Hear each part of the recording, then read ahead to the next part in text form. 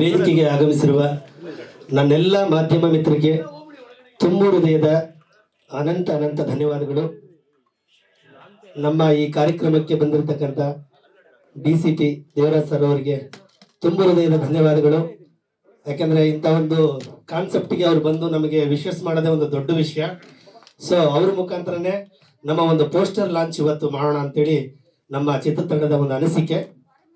ಬಡವರ ಮಕ್ಕಳು ಬೆಳಿಬೇಕು ಕಣ್ರಯ್ಯ ಅಂತ ಒಂದು ಟೈಟ್ಲ್ ಇಟ್ಕೊಂಡು ನಾನು ಒಂದು ಸುಮಾರು ವರ್ಷಗಳಿಂದ ನಾನು ಒಂದು ಕತೆ ಮಾಡ್ಬೇಕಣ ಅಂತ ನಮ್ಮ CS ವೆಂಕಟೇಶನಿಗೆ ಹೇಳ್ತಾನೆ ಇದ್ದೆ. ಮಾಡೋಣ ಮಂಜು ಅಂತ 15 ವರ್ಷದಿಂದ ಹೇಳ್ತಾ ಇದ್ರು ಅವರು. ನನಗೆ 15 ವರ್ಷದ ಸಂಪರ್ಕ ಅವರು. ಇನ್ನೊಬ್ಬ ಅವ್ರ ಪಾಪುಗಳು ಇನ್ನೂ ಚಿಕ್ಕ ಪಾಪು.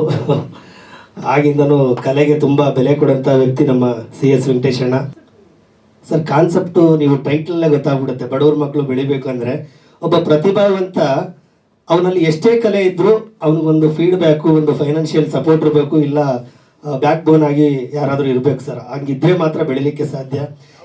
ಸರ್ ಸಿನಿಮಾ ಫೀಲ್ಡಲ್ಲಿ ಸರ್ ನಾನು ಹೇಳ್ತಿರೋದು. ಸಿನಿಮಾ ಫೀಲ್ಡಲ್ಲೂ ಅಷ್ಟೇ, ರಾಜಕೀಯದಲ್ಲೂ ಅಷ್ಟೇ ಸರ್.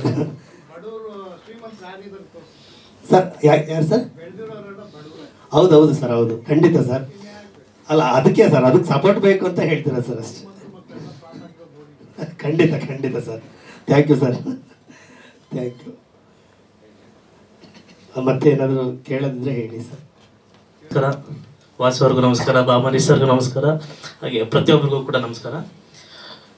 ಬಡವ್ರ ಮಕ್ಕಳು ಬೆಳಿಬೇಕು ಕಣ್ರಯ್ಯ, ಈ ಟೈಟ್ಲಿಂದ ಒಂದು ಗೊತ್ತಾಗಿದೆ ಏನು ಅಂತಂದರೆ ಬಾಯಿ ಬಿಟ್ಟು ಕೇಳಬೇಕು. ಯಾವುದು ಈಸಿಯಾಗಿ ಸಿಕ್ಕಲ್ಲ ಯಾರಿಗೂ ಕೂಡ. ಸುಮ್ಮನೆ ಕೂತ್ಕೊಂಡ್ಬಿಟ್ರೆ ಸುಮ್ಮನೆ ಕೂತಿರ್ತೀವಿ. ಬಡವರಾದರೂ ಅಷ್ಟೇ, ಶ್ರೀಮಂತರಾದರೂ ಅಷ್ಟೇ. ಒಂದು ಪಡ್ಕೋಬೇಕು ಅಂದರೆ ಬಾಯಿ ಬಿಟ್ಟು ಕೇಳಬೇಕು, ಪ್ರಯತ್ನ ಇರಬೇಕು. ಬಡವರಾದ ತಕ್ಷಣ ಸುಮ್ಮನೆ ಬೆಳಿಬೇಕು ಅಂದ ತಕ್ಷಣ ಯಾರು ಬೆಳೆಯಲ್ಲ, ಅವರು ಕೂಡ ಎಫರ್ಟ್ ಹಾಕಬೇಕು. ಸೊ ಸಿನಿಮಾ ಇಂಡಸ್ಟ್ರಿಲೂ ಅಷ್ಟೇ, ಒಳ್ಳೆ ಸಿನಿಮಾ ಬರಬೇಕು ಅಂದರೆ ಎಫರ್ಟ್ ಹಾಕಲೇಬೇಕು. ಸೊ ಎಲ್ಲರೂ ಕೂಡ ನಿಮ್ಗೇನು ಬೇಕು ಅನ್ನೋದನ್ನ ನೀವೇ ಬಾಯಿ ಬಿಟ್ಟು ಕೇಳಿ ಪಡ್ಕೊಬೇಕು. ಆ ಥರ ಡೈರೆಕ್ಟ್ರು ಈಗ ಅವ್ರಿಗೇನು ಬೇಕು ಅನ್ನೋದನ್ನ ಪಡ್ಕೊಳ್ಳೋಕ್ಕೆ ಈ ಒಂದು ಸಿನಿಮಾನ ಮಾಡ್ತಾ ಇದ್ದಾರೆ. ಅವ್ರ ಆಸೆ, ಹಾಗೆ ನಿರ್ಮಾಪಕರ ಆಸೆ ಅವ್ರಿಗೆ ಸಿಗಲಿ, ಅವರಿಂದ ನಮಗೂ ಒಳ್ಳೇದಾಗಲಿ, ಎಲ್ರಿಗೂ ಒಳ್ಳೇದಾಗಲಿ ಅಂತ ಕೇಳ್ಕೊತೀನಿ. Thank you. ಆಗತ್ತೆ ಸರ್. ಎಲ್ರಿಗೂ ನಮಸ್ಕಾರ. ಬಡವ್ರ ಮಕ್ಕಳು ಬೆಳಿಬೇಕಂದ್ರೆ ಚಿತ್ರದ ನಮ್ಮ ಮಂಜು ಕವಿ ನಿರ್ದೇಶನ ಮಾಡ್ತಾ ಇದ್ದಾರೆ. ಬಟ್ ಆಲ್ರೆಡಿ ನಾನು ಮುಗ್ದಾಗಿದೆ ಅಂದ್ಕೊಂಡೆ, ಇನ್ನೂ ಕೇಳಿದ್ರೆ ಇವಾಗ ಸ್ಟಾರ್ಟ್ ಆಗ್ಬೇಕಂತೇಳಿ ಹೇಳ್ತಾ ಇದ್ದಾರೆ.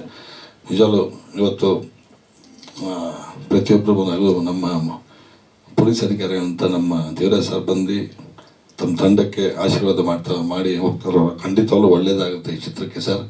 ನಿಜವೂ ವಾಸು ಅವರು ಪಾಪ ಹೇಳ್ತಾರೆ ತುಂಬ ವರ್ಷದಿಂದ ಫ್ರೆಂಡು ತಾವು ಅಂತೇಳಿ. ಯಾಕಂದರೆ ಇಲ್ಲಿ ಋಣಾನ್ ಸಂಬಂಧ ಭಾಳ ಗಂಡ ಹೆಂಡತಿ ಸಂಬಂಧ ಹಿಂಗೆ ಇರುತ್ತೆ, ಅದೇ ಥರ ನಿರ್ಮಾಪಕ ನಿರ್ದೇಶಕರದ್ದು ಇರುತ್ತೆ. ಬಟ್ ಅದು ನಿಮಗೂ ಅವ್ರಿಗೆ ಮ್ಯಾಚ್ ಆಗಲಿಲ್ಲ ಅನಿಸುತ್ತೆ, ನಿಮಗೂ ಅವ್ರಿಗೆ ಇವ್ರಿಗೆ ಮ್ಯಾಚ್ ಆಗಿದೆ. ಒಳ್ಳೇದಾಗಲಿ, ಚಿತ್ರತಂಡಕ್ಕೆ ಒಳ್ಳೇದಾಗಲಿ ಸರ್. ನಮಸ್ಕಾರ. ಮಿತ್ರರಿಗೂ ವೇದಿಕೆ ಮೇಲೆ ಉಪಸ್ಥಿತಿರುವ ಎಲ್ಲ ಗಣ್ಯರಿಗೂ ವಂದಿಸುತ್ತಾ, ಮಂಜು ಕವಿಯವರ ನಿರ್ದೇಶನದಲ್ಲಿ ಅಭಿನಯ ಮಾಡ್ತಾ ಇರೋದು ಇದು ನಮ್ಮದು 2ನೇ ಚಿತ್ರ. ಇದರಿಂದಗಡೆ ಮಿಸ್ಗೈಡ್ ಅಂತ ಇದೇ ವೇದಿಕೆ ಮೇಲೆ ಟೀಸರ್ ರಿಲೀಸ್ ಮಾಡಿದ್ರು. ಆ ಚಿತ್ರದಲ್ಲೂ ಒಂದು ಉತ್ತಮ ಪಾತ್ರ ನಿರ್ವಹಿಸಿದ್ದೆ. ಇದರಲ್ಲೂ ಕೂಡ ಒಂದು ಒಳ್ಳೆಯ ಪಾತ್ರ ನಿರ್ವಹಿಸ್ತಾ ಇದ್ದೀನಿ. ನನಗೆ ಚಿತ್ರದ ಶೀರ್ಷಿಕೆ ತುಂಬ ಇಷ್ಟ ಆಯಿತು.